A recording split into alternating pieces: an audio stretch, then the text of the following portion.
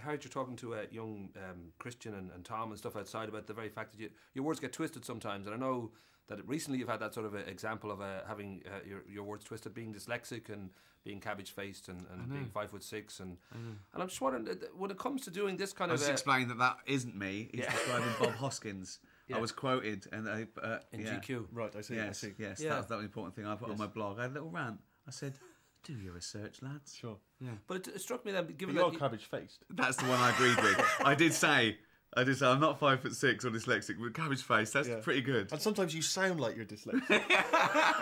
But it did make me think that there are those who just don't do interviews because of that. They just feel it's not worth it. I don't know if you're teetering on that sort of point now with the fact that it happens. Yes, I suppose so. But you can't complain. You know. But you do complain all the time. I do complain, but I want people to watch the film, so that's why I do these things, and you have to do that with good grace.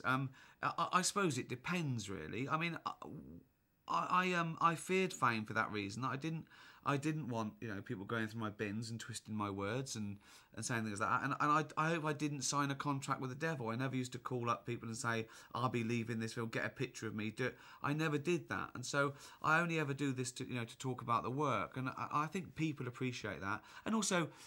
Being misquoted, again, it's an occupational hazard. Of course you're going to be, as long as they put it right, and as long as, again, it's not done with malice. Everyone makes mistakes. So, again, you can't complain. If you're an artist of any sort, you mustn't complain that there are critics. It's like a sailor complaining there are waves. You're in the wrong business.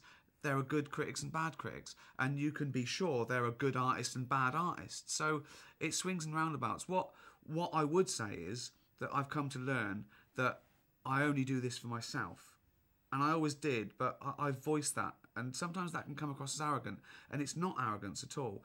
What I mean is I only do this artistic thing for myself. I try and please myself with The Office, with extras, with so much Junction, everything I do.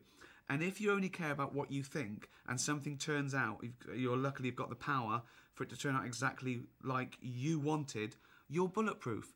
And nothing anyone can say or do matters to me. I'd rather people enjoy it than dislike it. But if they don't, that's their right. It's their absolute right to think that I'm the least funny, most annoying man in the universe who's never done a good TV show or film in his life. That's fine. It makes no difference to me. And apparently a lot of people do think that. A lot of people, including me. We should mention, of course, you are, as you might be aware, on the cutting edge of comedy for a lot of people. That sense that the work you've done has been tremendously, had a great impact on people and has been very successful.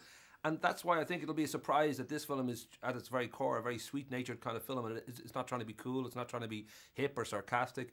Did it surprise you too when you kind of sat down and wrote this, that you got to where you are in the film at the end? No. We knew what we were doing from the beginning. We wanted this. We wanted to leave that veil of irony behind that we had with The Office. We weren't laughing at characters now for being stupid or gimp or, having a blind spot. This was out and out, a coming of age, exciting sort of, drama.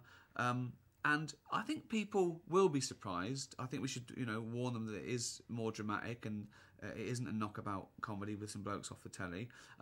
But I don't think they should be that surprised because The Office had dramatic elements. There were themes in The Office that were pretty universal and quite filmic, really. It had a 12-part trajectory. There was an emotional journey, unlike a lot of sitcoms. Boy meets girl. This was about a man having a bit of a mental breakdown. Extras, again, was quite filmic in its ambitions. And we've always snuck in drama, and we've always snuck in, I think, sweetness. The Office was a very, very uplifting, happy ending. Despite the 12 episodes before that were pretty depressing and existential. And the same with extras. So we've always had that. I think we're quite sentimental. I think that's true in our stuff. And also we wanted, one of the inspirations for the film was a lyric in a Bruce Springsteen song. It's a town full of losers and we're pulling out of here to win. A lot of people see Bruce as quite a sort of, quite a mainstream sort of sentimental, piece of Americana, and that's sort of something that we really responded to. We like that romanticism, we like that emotional, sentimental core. That's not something that we run away from. We're not ashamed of that. We embrace that. Two very quick things. Irish roots. I remember reading about that you had some kind of Irish connection. Maybe I'm wrong. Maybe that was some misquote quote again that somebody sort of put in the piece? My girlfriend Jane. All right, well, that's Jane connection. Fallon. Is her dad's from Dublin. Yeah. Well, that could be the one then. I actually thought you wanted. No, my dad's French Canadian. My mum, I think, couldn't be more English. Right. So yeah. Well, the other thing was just I spoke to you last week, Stephen. Was but if it sells it in Ireland, I'm Irish. Right. We'll sing Danny Boy at the end. That'll exactly. Yeah. My real name is Stephen O'Merchant.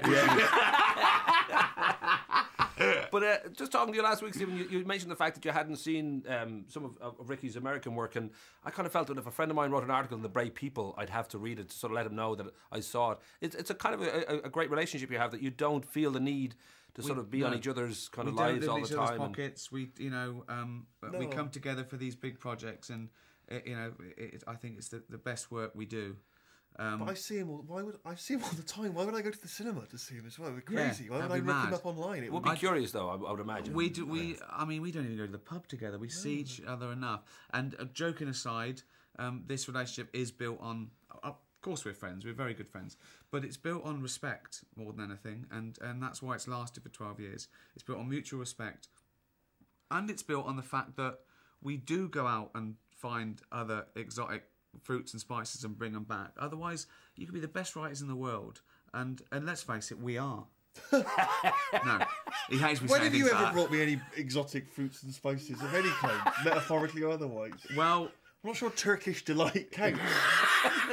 What I was saying, no, what I mean is, we need a bit of cross fertilisation. Yeah. Again, not a euphemism. There's no. So you're like a good married couple, but you're swingers as well. Exactly. Rock and roll. I better go. I'm getting the frantic finger there. Bloody talk to you guys.